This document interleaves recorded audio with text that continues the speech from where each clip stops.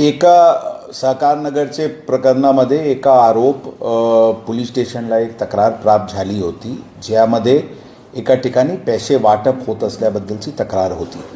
त्या तोंडी तक्रार सोबत कोणत्याही प्रकारचे पुरावा देण्यात आला नव्हता। तरी पण सीनियर पीआय स्वतः पोलीस पथकासोबत त्या परिसरात तात्काळ भेट दिली होती। सर्व प्रकारची खात्री केल्यानंतर त्या तक्रारमध्ये काही वस्तुस्थिती दिसून आला नव्हता, म्हणून गुन्हा दाखल करण्यात आला नव्हता। आता काही वेळापूर्वी जे कॅन्डिडेट आहे ते तिथे पोलीस स्टेशनचे परिसरात आलेले आहे, ते बसलेले आहे। त्यांचे म्हणणं आहे की यामध्ये गुन्हा दाखल व्हायला पाहिजे। आमचे वरिष्ठ पोलीस अधिकारी आणि सीनियर पीआयज त्यांना समजावण्याची प्रयत्न केलेले आहे की बिना पुरावा कोणत्याही प्रकारचे गुन्हा दाखल करता येत नाही। क्राईम ब्रांचची आणि वेगवेगळे पथक CCTV पाहणी करून करत आहे आणि काही दिसून